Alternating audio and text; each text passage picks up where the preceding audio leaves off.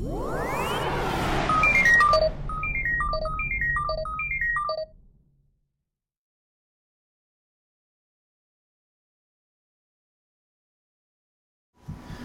everybody, hello Mary Meet you, it's MicheleMarieDalene, and of course, it's the 7th or 8th, I think it's the 7th of the month of June. And coming up on Tuesday the 9th, it's going to start getting a little sussy outside again. As much as I rather try to keep it from becoming a hot oven, rotisserie with me cooking on the spit. It doesn't work out that way because the reasons I will explain. Okay, there we go. This table is a little lopsided. The reason why it doesn't work that way is anybody who tries to tell you to manipulate the weather indiscriminately either has no comprehension of what the hell they're asking, or they think a sorcerer or sorceress has infinite power.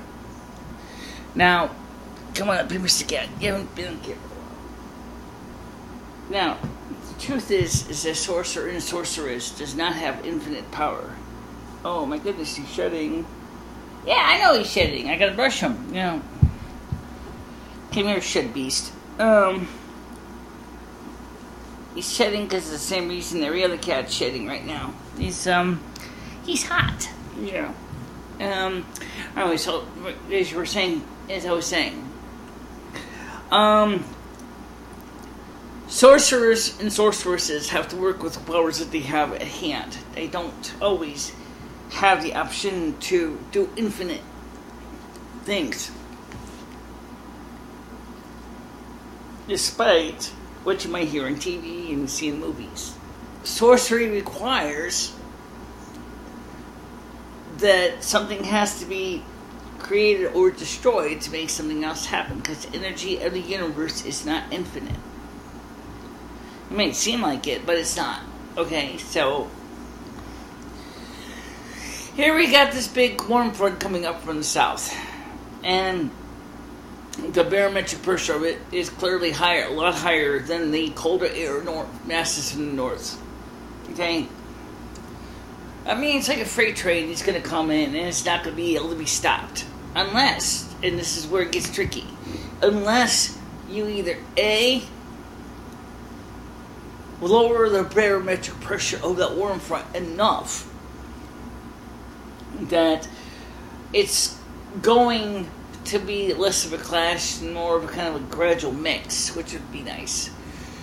Or you raise the barometric pressure of the cold front enough to do the same result. The problem is when you raise or lower the barometric pressure, you're basically indirectly changing the temperature, because barometric pressure is created by temperature differences between two things. Okay? So, if you're going to bring the barometric pressure of the cold front down, the warm front down enough, so the point is, in order to make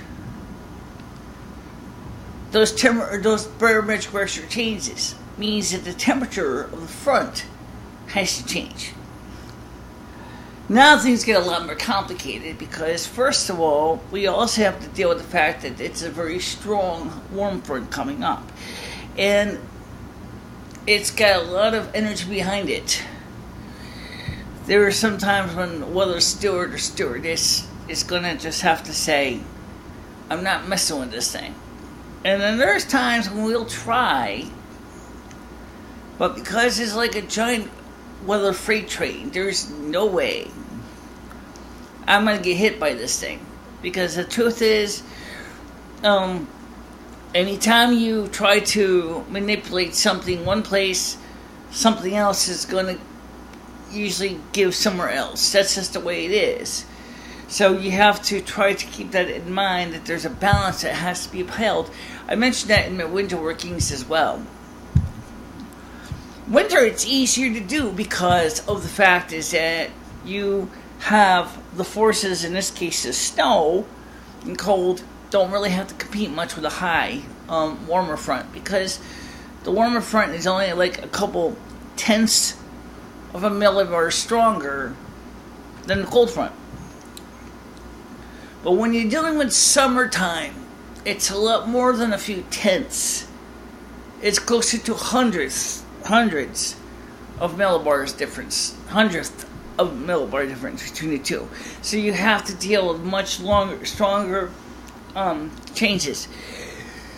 So that's not really going to give me or anyone else a lot of options to manipulate the weather. By the way, I never heard any more from Jess T. I guess she changed her mind. Or maybe she wasn't sincere. Or what it about, I don't know.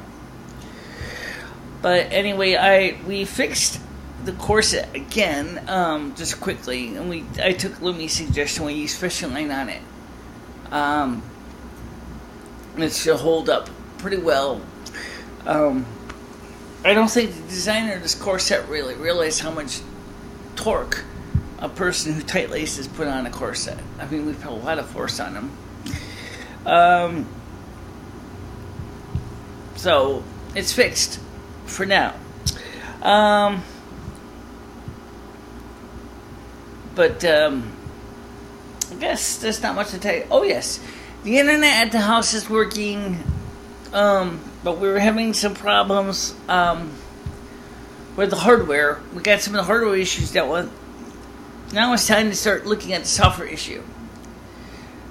I think the Debian that we're using is too old to really be considered reliable. I think we need to migrate to either the newest Debian, or as we already installed, the newest Slackware on that machine in another partition. The Slackware seems to be very fast and snappy, and the newest Debian seems to be pretty good too. So I'll have to see how it goes with that. Since it's going to be so hot starting on Tuesday anyway, we'll probably be staying in the house most of the time. And, what are you doing? Nibble, nibble, nibble, nibble, nibble, nibble, nibble, nibble. Oh yes, the eye report. Yes, the eye report. Brought to you by no one in particular. Well, let's put it this way. The right eye still got problems, but they seem to be... the cataracts are eating away. Are being eaten away by the bad stuff. I mean, the Kenzie is doing a good job of getting rid of the bad stuff. The right eye, or the left eye, is clear for the most part. Sometimes a tiny little patch of cataract, I think, is still there, but very tiny piece. Cataract is always trying to sneak its way back in. The eye drops won't let it. So, do I think we're going to achieve our result with a right eye by August of this year? The jury's still out on that. I can't give you a definitive answer. But I can tell you this. Maybe you don't know what this dress is, but this dress is the one that I haven't been able to wear for many years because it was too small in the chest. While I'm wearing it, thanks to my corset, I was able to get it on me. Yay! Yeah, that's cool. That's cool. And now I gotta go print some tenant information for section, or for renter's rebate. Speaking of government checks, I wanted to talk about this because this is something we talked about briefly about social insecurity. A latest report shows that the Social Insecurity Administration has information up to 2013. It's estimated it has paid over $18 billion in overpayments to Social Security disability beneficiaries. The situation could become from anything from A, they passed away, B, they deliberately screwed the system, which means that they were able to work when they shouldn't be, or C, somehow the government has got the information incorrect and paid them too much.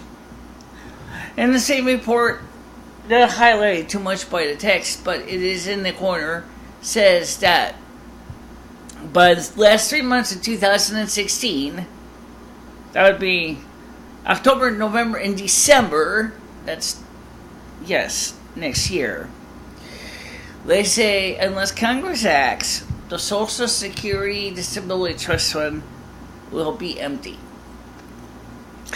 And that the checks will be reduced by a factor of 19% to compensate for the fact that they'll be taking it out of people's payroll taxes directly. Now that's a huge chunk of chump change, because if you figure if a person gets, let's make the math easy, okay, let's just say 20%. Let's say, for example, a person gets $1,000 a month. That means you're only going to get $800. Right. Okay, so that means everything, I would probably come down to about 1,000. You'd probably be about 1,000. I don't know if you'd be able to survive that without a lot of screaming. Probably not. I have to figure that one out. What else? The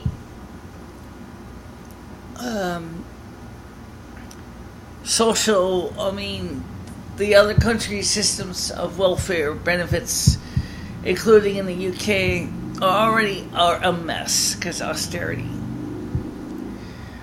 The United States has been trying to act like everything's okay. Congress still blows money they don't have. And the Republicans in the states, the hardcore Republican states, such as Kansas, are saying, you know what? This isn't working. We can't keep this up anymore. In addition to that, when the fact is that those same fixed income people who had houses from the retirement may still be able to have their retirement checks. But the mortgages are gone up so high that a lot of them could lose their houses anyway. In the UK, for example, over 8,000 houses per day are at the risk of being foreclosed upon. The average price of a house in the UK is about $200,000, or £200,000, I'm sorry. Okay, now that's a lot of pounds.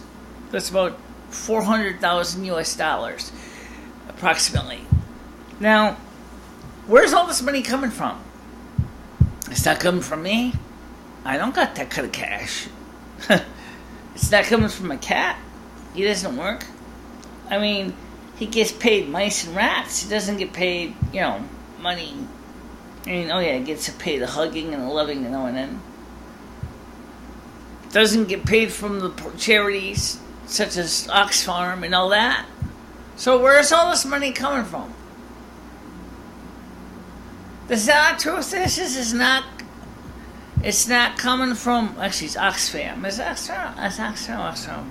Oxfam. Thanks. In the Salvation Army here in the United States. The point is the system we have taken for granted for years, including International Monetary Fund, is failing to meet the needs of the people. Now, me and Lumi have talked about this in a prior episode. So because of that, there's it's just like with weather manipulation. When you don't have the resources to manipulate anymore to make things look normal, then you have to face the grim reality that everything is not normal. And for years and years and years, at least since the 70s in the United States, we have seen our entire economy go from a manufacturing business to a service industry. And in that same time, go tits up because of a variety of reasons.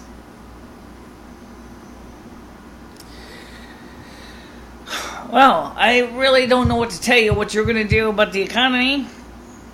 But if you look at the economy, to me, it looks like a tablecloth that has been eaten up by moths, holes from kitchen knives and whatever else, and spills and stains that no matter how many times you run it in a washing machine, just doesn't come clean. The sad truth is, and we still act as if it's still pristine. It's not. So, I mentioned this about my videos many times with social insecurity, and that's why I call it social insecurity. It's a dog and pony show. It's not even backed by anything really. It's a trust fund. But Congress has been worried more about retirees than they have been about disability claims. And I think that's kind of a real shame. Well, anyway, I gotta get going. I got some paperwork to do for somebody, so I will talk to you later. And please, do not forget to like or dislike. Share with your friends, enemies, your news correspondent, your priest, your rabbi, whatever. And of course, comment in the comment section below here. And of course, do subscribe.